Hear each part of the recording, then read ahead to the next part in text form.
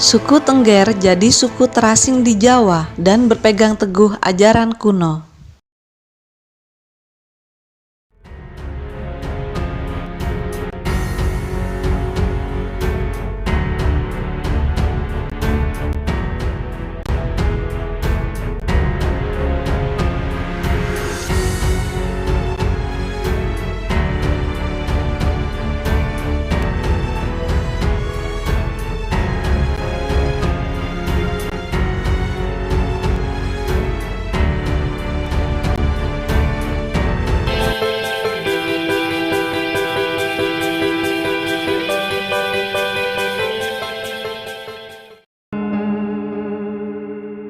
Di sekitar Gunung Bromo di Jawa Timur ditempati oleh sekelompok suku yang bernama suku Tengger, yakni menempati bagian wilayah Kabupaten Pasuruan, Kabupaten Probolinggo, dan Kabupaten Malang. Komunitas suku ini saat ini sudah mencapai angka sekitar 500.000 orang yang tersebar di 3 kabupaten tersebut.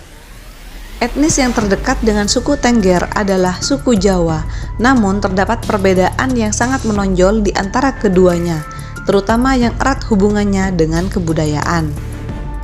Sekitar abad ke-10 terbentuklah komunitas suku Tengger, yaitu ketika kerajaan Majapahit mengalami kemunduran dan Islam mulai masuk ke dalam wilayah ini. Kerajaan Majapahit diserang dari berbagai daerah yang menyebabkan rakyatnya mengungsi ke tempat-tempat yang dianggap aman untuk bersembunyi.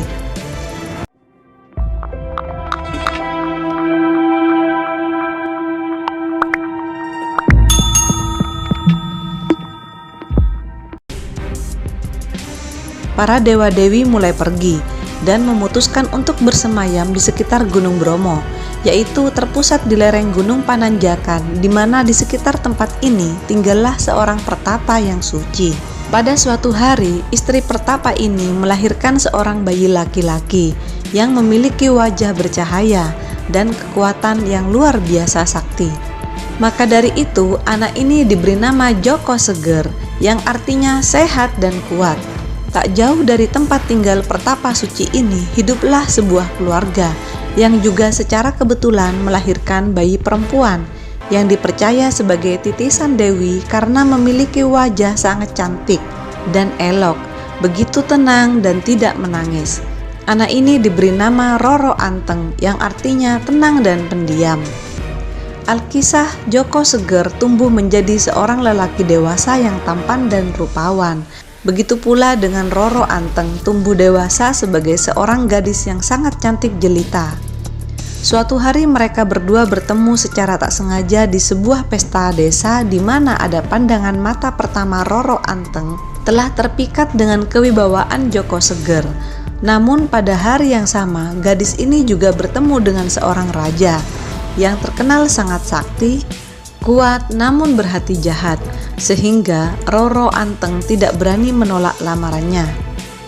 Roro Anteng selanjutnya mengajukan sebuah persyaratan kepada raja tersebut agar dibuatkan lautan di tengah gunung dalam waktu hanya 1 malam saja. Raja mengerjakan syarat tersebut dengan menggunakan alat sakti berupa sebuah tempurung kelapa atau batok kelapa. Pekerjaan Raja Sakti hampir selesai. Melihat kenyataan ini, hati Roro Anteng menjadi gelisah dan memikirkan cara untuk bisa menggagalkannya. Roro Anteng lalu mulai menumbuk padi di tengah malam, sehingga membangunkan ayam-ayam yang mengira fajar telah tiba. Ayam-ayam ini pun berkokok dengan suara yang sangat lantang di tengah malam. Raja Sakti marah besar karena tidak bisa memenuhi permintaan Roro Anteng tepat pada waktunya.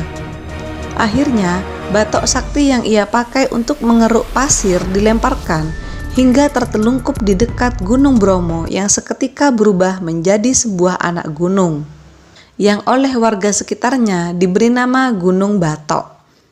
Dengan kegagalan Raja Sakti meminang Roro Anteng, maka Joko Segerlah yang berhasil menikah dengan gadis cantik itu. Mereka berdua membangun sebuah pemukiman pada suatu tempat yang mencakup wilayah sangat luas terletak di kawasan Tengger dan berkuasa di sana dengan menggunakan nama baru yaitu Purbowasesa Mangkurat ing Tengger yang berarti penguasa wilayah Tengger yang budiman.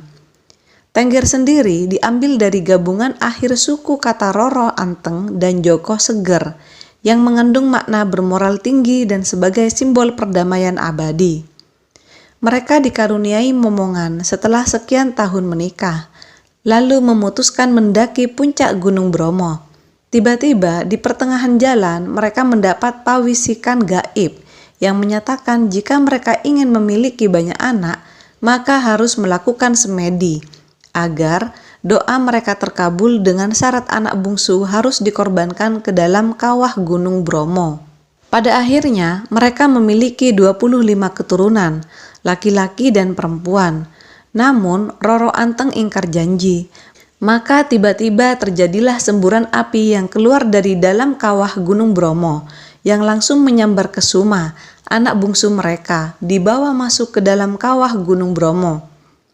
Setelahnya terdengarlah suara gaib yang berteriak lantang bahwa Kesuma telah dikorbankan, sehingga Hyang Widi berhasil menyelamatkan seluruh penduduk sekitar yang kembali bisa hidup tentram dan damai dengan menyembah kebesaran Hyang Widi, di mana setiap penduduk di sini memperingati setiap bulan Kasada pada hari ke-14 mengadakan sesaji ke dalam kawah Gunung Bromo, di mana kebiasaan ini terus dilakukan hingga sekarang oleh masyarakat Tengger dengan menggelar upacara adat yang disebut Kesada setiap tahunnya.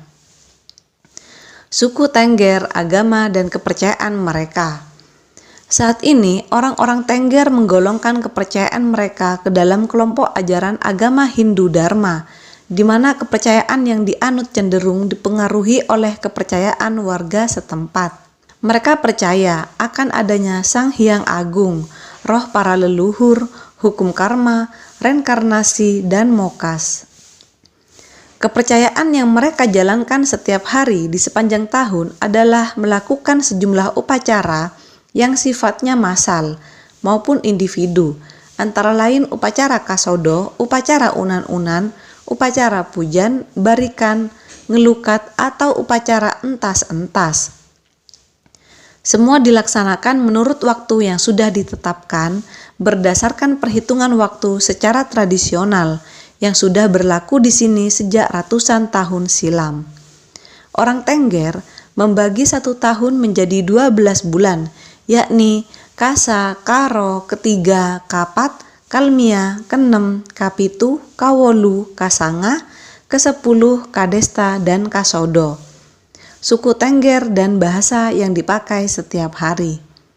Bahasa mereka dikenal dengan nama bahasa Tengger atau kadang-kadang disebut dengan bahasa Jawa Tengger. Adalah salah satu jenis bahasa daerah yang digunakan oleh suku Tengger yang menempati kawasan pegunungan Bromo Tengger Semeru, termasuk ke dalam wilayah Kabupaten Pasuruan, Kabupaten Probolinggo, Kabupaten Malang, dan Kabupaten Lumajang di bagian Provinsi Jawa Timur. Secara linguistik, bahasa Tengger termasuk ke dalam rumpun bahasa Jawa, dalam cabang rumpun bahasa Formosa Paiwani dari rumpun bahasa Austronesia. Beberapa orang beranggapan bahwa